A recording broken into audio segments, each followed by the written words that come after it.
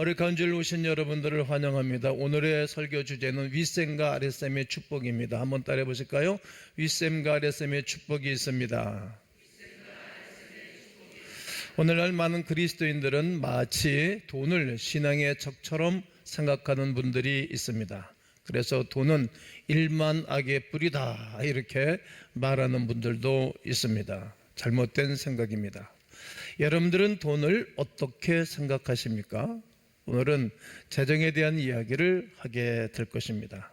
성경은 그 어느 곳에서도 재물을, 돈을 죄악의 뿌리라고 말하지 않습니다. 다만 돈을 사랑함이 악의 뿌리가 된다고 말할 뿐입니다. 디모데전서 6장 10절을 다 함께 읽겠습니다. 돈을 사랑함이 일만하게 뿌리가 되나니 이것을 탐내는 자들은 미혹을 받아 믿음에서 떠나 많은 근심으로써 자기를 찔렀도다. 그렇습니다. 돈은 소유자의 인격과 마음먹기에 따라서 달라집니다. 어떻게 쓰느냐, 어떤 사람이 쓰느냐에 따라서 악한 도구가 될 수도 있고 선한 도구가 되기도 합니다. 밝은 면에 쓰임받기도 하고 어두운 면에 쓰임받기도 합니다. 그러므로 돈을 무작정 잘못된 것으로 생각하는 잘못된 편견은 버리셔야 합니다. 하나님은 영적인 축복만 주시면서 물질을 무조건 외면하라고 말하지 않았기 때문입니다. 이 땅에 우리가 물질 세계에서 살아가고 있는데 그렇게 말씀하시지 않았습니다. 오늘 본문은 갈렙이 드빌 거민을 공략하는 장면입니다. 누구든지 전쟁터에 전쟁으로 나가면 무섭겠죠. 두렵겠죠. 갈렙이 이 옵션을 거는 것입니다. 어떻게? 누구든지 이 전쟁터에 나가서 이 전쟁터에 이기고 오면은 내 딸 악사를 아내로 주겠다. 온니엘이 용감하게 전쟁터에 나가서 그 전쟁을 승리를 하게 됩니다. 이때 악사가 결혼을 하게 될 때 자기 의사와는 상관없이 아버지의 의사에 따라서 용감한 장수와 함께 결혼할 때에 아버지에게 부탁을 하는 것입니다. 뭐라고 부탁하는 것인가 하면 샘물을 내게 주소서.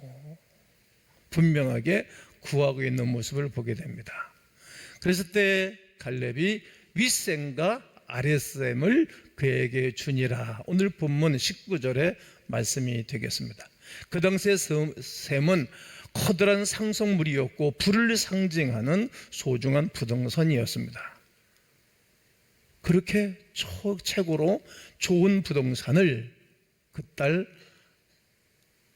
악사에게 다 내준 것입니다. 즉 윗셈은 영적인 축복을 상징하고 아랫셈은 삶의 축복을 상징하는 말씀입니다. 지나친 해석이라고 여기는 분도 있겠지만 원리 자체는 틀린 것이 아닙니다. 윗셈에서 셈이 솟아오르면 아랫셈으로 내려가잖아요. 하나님이 위에서 복을 내려주시고 이 복이 우리에게 내려오는 것입니다. 저도 윗셈은 영적인 축복으로 해석하고 싶고 아랫셈은 이 땅에서의 삶의 축복으로 정했기 때문에 오늘 이런 본문을 정하여 증거하고 있는 것입니다. 영혼을 구원하신 구원의 하나님은 나의 삶의 문제도 도우시는 섭리의 하나님이십니다. 확신하시지요? 그러므로 우리들은 돈 자체를 무조건 나쁘게 평가하면 아니 됩니다. 오히려 우리들은 선한 동기와 목적을 가지고 정직하게 돈을 추구해야 할 것입니다. 창세기 1장에서 물질 세계를 정복하고 다스리라고 우리 하나님이 창세기 1장 28절에 말하고 있습니다. 한번 읽겠습니다. 하나님이 그들에게 복을 주시며 하나님이 그들에게 이르시되 생육하고 번성하여 땅에 충만하라. 땅을 정복하라.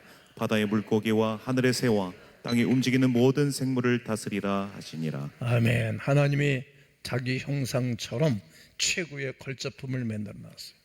그러기에 복을 주셨어요. 복을 주셨는데 5가지 복을 빌어줬어요. 생육하라, 번성하라, 충만하라, 정복하라, 다스려라. 이것이 복입니다. 이 땅에 있는 모든 것을 다스리고 정복하고 충만하고 다시 이렇게 정복하는 것이 복입니다.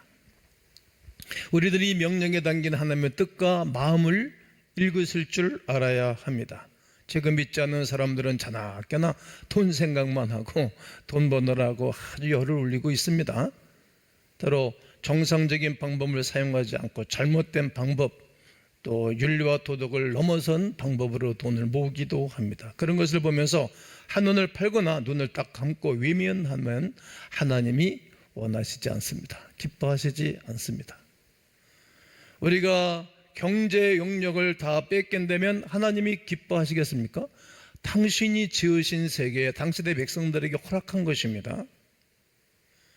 믿는 사람들은 내 영혼 평안해, 내 영혼 평안해 이렇게만 노래하고 그리고 사명을 버린다면 되겠습니까? 이 땅에서 하나님이 주신 사명을 감당하려면 여러 가지가 필요한데 그 중에 하나가 재물인 것을 우리는 너무 잘 압니다. 1년에 2차례, 3차례 아우리째를 가고 해야 아우리째를 갈 때마다 많은 후원금들을 주잖아요. 네, 우리 교회가 30%의 후원금을 교회 차정에서 주죠. 엄청난 재정을 쓰고 있는 것입니다. 이 사명에 눈을 뜨고 사명에 충실하지 않으면 깊은 의미가 없습니다. 우리 하나님께서는 우리들에게 영육간에 최선을 다하는 것을 기뻐하십니다. 그리고 이 사명을 잃지 않고 삶에만 최선을 다하는 것도 기뻐하지 않으십니다. 그러므로 신실하게 믿는 사람 중에서 아멘 해보실까요? 의로운 부자들이 많이 나와야 합니다. 신실한 분들 중에 의로운 부자들이 나와야 된다는 말입니다. 믿음이 좋다는 사람들이 사명에 대한 경각심도 없이 하늘만 바라보고 살아가는 사람들을 보면 너무나도 안타까운 돈이 누구에게 다 돈을 제대로 보고 제대로 쓸 줄 모르는 사람들에게 흘러들어가 있는 것입니다. 안타깝지 않겠습니까? 그래서 많은 사람들이 돈을 탈취당해 피해의식에서 벗어나지 못하고 있고 돈 때문에 생기는 미담은 참 많습니다. 돈 때문에 생기는 갈등도 적지 않은 것을 알게 됩니다. 그러므로 우리는 가난한 것이나 나와 혼자 평안한 것으로 만족하며 살아갈 수 없는 하나님의 사람들입니다. 물질에 대한 세상적인 욕심을 버리되 사명적인 추구와 관심은 꼭 가지셔야 됩니다. 의로운 부자들이 많이 있어야 의로운 일이 많아지고 이 사회가 의로운 사회가 되는 것입니다. 그러므로 성도 여러분, 우리는 하나님이 주신 일용할 양식에 감사하면서 사는 것과 더불어 소중한 일에 쓰기 위한 목적으로 진정한 재산 증식에도 관심을 가지셔야 됩니다. 우리 하나님께서는 교회에서 영과 진리로 예배하는 삶을 매우 기뻐하시지만 땀을 흘리고 노력함으로 하늘나라를 확장하는 기여도가 높은 사람을 좋아하는 것입니다. 이러한 기업을 좋아하고 이런 대기업들이 무수히 세워져야 됩니다. 그래서 제가 30여 년 동안 다국적 기업가가 세워지게 해달라고 날마다 외치고 축복 기도를 하였습니다. 우리들은 하나님의 영광을 목적으로 건전한 재테크에도 관심을 가지셔야 됩니다. 누군가가 잘하는 사람들이 있습니다. 그 사람들에게 배우기도 하여야 됩니다. 잘 나가는 분들이 있는 것입니다. 가만히만 있으면 아니 되는 것입니다. 하늘나라에도 구하라 주실 거죠. 찾으라 찾을 것이요 문을 두드리다 열릴 것이라 말씀하셨고 이 땅의 아레셈의 축복도 구하고 찾고 두드려야 되는 것입니다. 찾아봐야 됩니다. 얼마든지 많이 있습니다. 믿는 사람이 잠재력을 활용해 믿음의 원리로 사회를 이끌어야 됩니다. 이것이 하나님 기뻐하는 일입니다. 바로 하나님의 축복을 개인적인 축복에서 사회적인 축복으로 영역을 넓히고 이 축복을 확장시켜 모두 다가 잘 사는 사회로 만들어야 됩니다. 이것이 기독교인들의 사명입니다. 이것이 빛입니다. 소금입니다. 의로운 부자들이 없는 이유는 하나님께 영광을 돌려드리는 일에 예민했기 때문일 것입니다. 물질에 대한 추구를 세속적인 일이라고 예민했기 때문에 경제권들을 다른 사람들이 다 뺏겨버리는 것입니다. 경제적인 영역을 확장시키고자 노력하고 땀 흘리는 것이 왜 세속적인 일입니까? 시대가 바뀌었다는 것을 꼭 기억해야 됩니다. 농경사회에서 산업사회로, 산업사회에서 지식사회로 바뀐 것이고, 지금 이제 AI 시대가 이제 전 세계를 덮는 거 아니겠습니까? 여기에 대해서 관심을 우리는 가져야 된다는 얘기죠. 계속 이렇게 바뀌었습니다. 세속적인 일이 아닙니다. 그 목적이 하나님께 영광을 돌리는 일이라면 그것은 세속적인 일이 아닙니다. 고린도전서 10장 31절을 읽겠습니다. 그런즉 너희가 먹든지 마시든지 무엇을 하든지 다 하나님의 영광을 위하여 하라. 무슨 일이든지 진정 하나님의 영광을 위해서 한다고 하면 이것이 왜 세속적인 것입니까? 정치하는 분들이 진정으로 하나님 영광을 위해서 정치한다고 생각하면 이것이 성직입니다. 이것은 제 얘기가 아니고 칼빈이 한 얘기입니다. 학생이 진정 하나님의 영광을 위하여 쓰임받고자 한다면 이 공부하는 것이 성직입니다. 우리 교회 공부 안 하다가 예수님 만나고 공부 열심히 하는 애들이 생겼습니다. 주부가 그리스도의 향기를 날리며 가정을 꾸려나가는 것은 성직입니다. 마찬가지로 진정 하나님의 영광을 위한 것이라면 돈을 버는 것도 아멘해 보실까요? 성직입니다. 하나님의 영광을 위해 일하는 사람들은 사실상 모두 다가 다 성직입니다. 이런 의미에서 목회자만이 아니라 모든 사람들이 다 성직자가 되어야 됩니다. 어린아이들부터 중년도 70대라도 80에 85세 오늘 본문에 나오고 있는 갈렙은 전쟁터에 나가지 않습니까? 85세라도 성직으로 사는 것입니다. 그냥 빈둥빈둥 시간만 보내고 그러면 안 됩니다. 이런 의미에서 목회자만이 아니라 모든 분들이 다 성직자가 되어야 합니다. 그러므로 진정 하나님의 영광을 위해서 바르게 믿고 바르게 사용할 목적이라면 돈을 버는 것도 아주 소중한 성직으로 알고 최선을 다해서 물질을 모아야 합니다. 이렇게 해서 보다 쓸모있게 헌신할 수 있다면 얼마나 좋은 일입니까? 이렇게 하나님은 이 땅을 정복하고 다스리고 하나님의 거룩한 사랑을 증거해 주면서 많은 사람들의 마음에, 많은 사람들의 생각에 하나님의 사랑을 심어줘야 되고 하나님의 마음을 심어줘서 이 사회가, 이 국가가 좋은 사회, 하나님께로 돌아온 사회를 만들어가는 것, 이것이 하나님의 뜻입니다. 이런 여러 가지 방법이 있겠지만 물질적 영역을 넓혀가는 방법이 여러 가지가 있는데 그 중에 한 가지를 소개해 드린다면 그것은 우리 주님이 말씀하신 바 그대로 온유한 자유입니다. 마태복음 5장은 팔복에 대해서 유명한 말씀을 하는데 그 팔복 중에 이렇게 7가지는 영적인 축복입니다. 그러나 딱 한 가지 5장 5절에 온유한 자는 복이 있나니 그들이 무엇을? 땅을 기업으로 받을 것이며. 팔복은 모두 영혼의 복을 말하지만 온유한 자는 좀 특이하지 않습니까? 복에는 윗셈의 축복과 아랫셈의 축복을 포괄적으로 말하는 의미가 있습니다. 그러므로 온유함은 물질을 넣는 소중한 원리 중에 하나임을 알아야 됩니다. 이삭이 그럴 땅에 가서 짜투리 땅을 농사했는데 우물을 뺏어갔어요. 뺏어간 것도 못 맞다. 우물을 믿고버렸어요. 2개, 3개를 팠어요. 여러분 같으면 그렇게 뺏기고 가만히 있겠습니까? 또 힘도 없어. 흉년 들어서 내려갔으니까 원주민들한테 마저 죽을 가능성도 있으니까 4번째 우물을 또 팠어요. 그때 하나님의 그에게 복을 주셨다라고 성경은 말이 이게 온유한자의 복인 것입니다. 아브라함에게도 야 네가 우하면 내가 좌하고 네가 좌면 나 우할게. 그리고 조카에다가 권한을 주잖아요. 이게 온유한 자 아닙니까?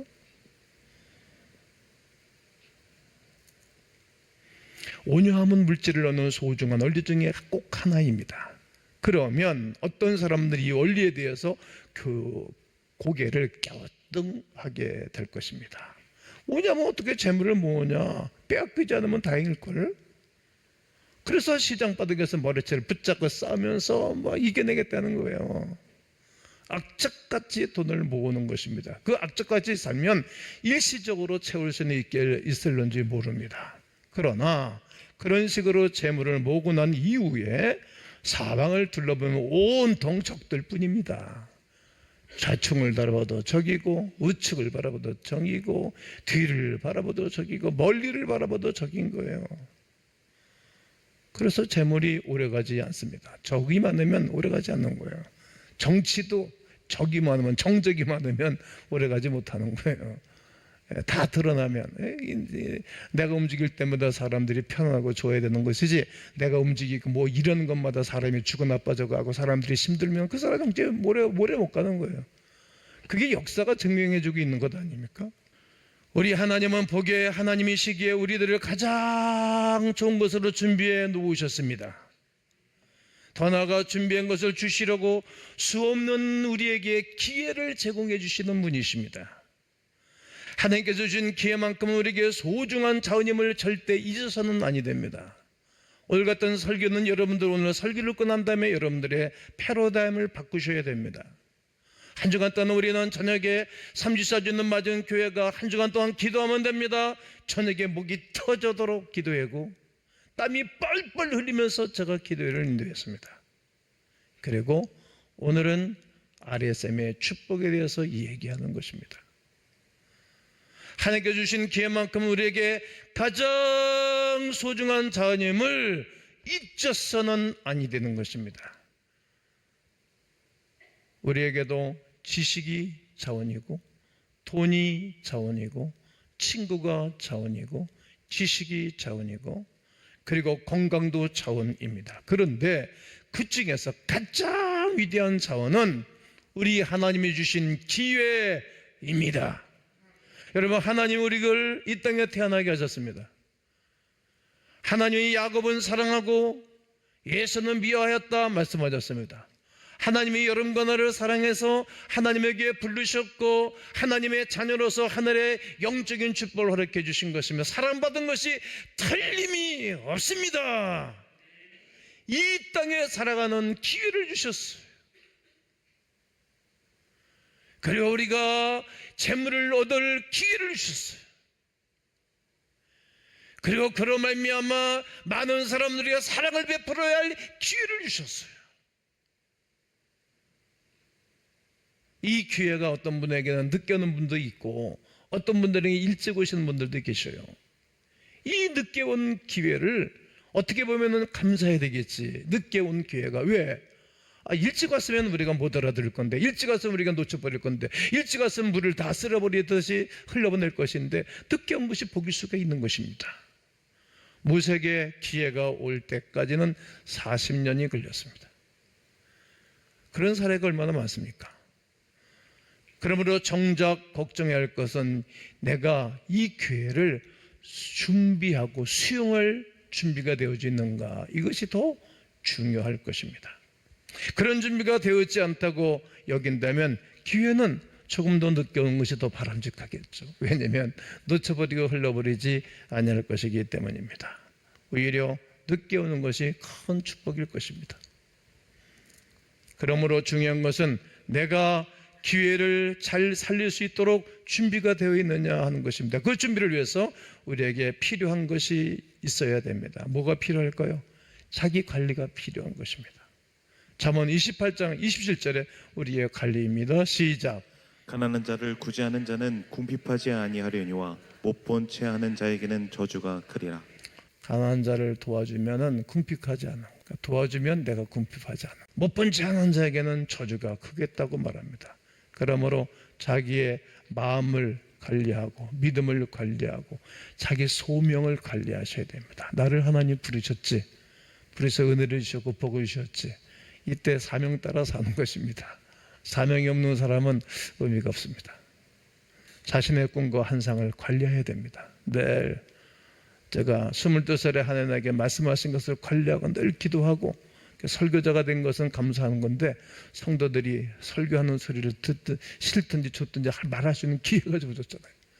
하나님 나에게 요셉에게 말씀하신 것처럼 이렇게 말씀하신 거 여러 번 얘기했잖아요. 제 아내가 공헌하라 그러더라 100번 들었다고.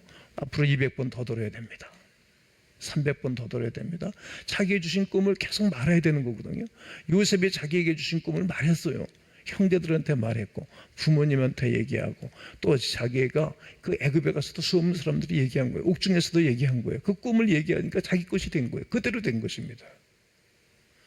그와 더불어 자기의 인격과 시간을 철저하게 관리해야 됩니다. 그러는 사람들에게 기회를 주실 것입니다. 사실상 자기 관리가 철저하면 하나님이 주신 축복의 기회를 놓치지 않습니다. 그런데 구체적으로 어떻게 관리해야 될까요? 그중 가장 중요한 것은 자기의 꿈을 잃지 않고 관리하는 것입니다. 딱 정하고 잃지 않는 거예요. 여러분, 어떤 비전을 딱 던져놓으면 나는 가만히 있어도 다른 사람들이 일하는 거예요. 다른 사람들이. 다른 새로운 세계가 움직이도록 하는 것 아니겠습니까?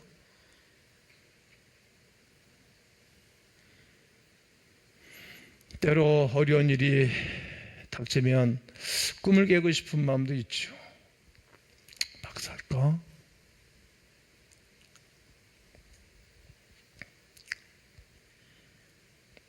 인간관계 다 깨뜨려 버릴까? 나도 좀 편안하게 살고 싶은데 내가 왜 이렇게 맨날 10만 들러야 되는가? 이렇게 우리에게 의구심을 줍니다. 그때마다 다시 꿈을 재생산시키셔야 됩니다. 그것이 믿음의 사람의 삶입니다. 그렇게 하면 자기의 일터를 다시 붙잡고 자기의 자리를 지켜내고 심지어는 자기의 위치를 벗어나고 싶을 때 벗어나지 않습니다. 그때 부드럽고 온유한 마음으로 자기 자신의 충동을 다스리셔야 됩니다. 그 유명한 성군 다윗이 사단의 충동에 격동에 속아서 인구조사를 하고 그리고 우리아의 아내 다윗이 우리아의 아내 밧사바를 취했던 것입니다. 그때 충동이 일어날 때, 막 살고 싶을 때, 막 행동하고 싶을 때, 그때 다스려야 됩니다. 그러게 제일로 관리하기가 어려운 것이 자기 자신이고 너무 어렵고 인간만의 힘으로는 불가능한 것처럼 느껴집니다. 바로 그때 하나님의 은혜가 필요합니다. 주여 은혜를 주시옵소서. 은혜 아니면 살아갈 수가 없네. 은혜를 구하셔야 돼요. 나는 지켜낼 수 없고 나는 온전한 삶을 살 수 없지만 하나님이 은혜를 달라고 하나님을 붙잡아야 됩니다. 그리고 성령의 역사가 필요합니다. 하나님의 은혜 안에서 내일의 소망이 넘치는 믿음의 소망을 가진 사람만이 우리 하나님이 이 땅에 사는 날 동안의 아리스타임의 축복을 받을 수 있는 고난이 주어지는 것입니다. 사람에게 진실한 믿음이 있다면 그 믿음이 어떻게 표현되어 나타날까요?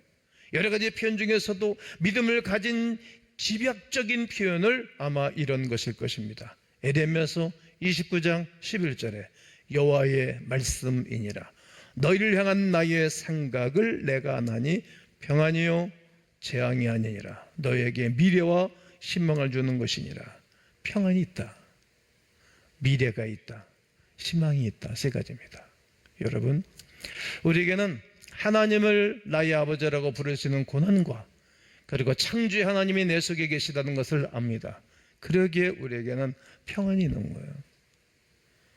아무리 어렵고 그래도 어머니 품에 있는 아기는 새콤 잠을 잡니다. 그분 안에 있기에 평안한 거예요. 그리고 미래가 있어요. 미래, 희망이 있다는 거죠. 이런 선언은 강한 성격을 가진 사람의 것이 아닙니다. 온유한 사람의 것입니다. 그래서 이런 선언을 할 수 있다면 우리는 결코 실패하는 인생이 되지 않는 것입니다. 나는 이렇게 살았으면 좋겠습니다. 마치 인생은 시소 타는 것과 같다. 시소는 중간에 받침대가 있고 양쪽에 사람이 탑니다. 무게가 많은 사람이 쭉 내려가고 가벼운 사람이 이렇게 올라갑니다. 그때 내가 높이 올라가고 싶으면 내 것을 퍼주는 거예요. 누구에게 퍼드리면 될까요? 하나님께 퍼드리는 거예요. 하나님께. 그럼 내가 가벼워지면 내가 올라가고 또 옆에 있는 사람에게 퍼주는 거예요. 계속 퍼주는 거예요. 그러면 내가 가벼워서 올라가는 겁니다. 이 원리예요. 우리는 내꺼 절대 손을 붙잡고 안 노는 거예요. 하나님께 드릴 것도 안 드리니까 내가 맨날 땅에 속에 있어가지고 높이 올라갈 기회가 없어요. 하나님이 높여주질 않는 거예요. 하나님이 높이시면 낮출 자가 없고 하나님 낮추시면 높일 자가 없는 건데, 하나님이 높여주시도록 하는 것은 내가 퍼주는 거예요. 그럼 올라가요. 성도 여러분, 이제 나는 여러분과 제가 오늘 이 기회의 말씀을 붙잡고 이 땅에 아랫샘의 축복이 있기를 축복합니다.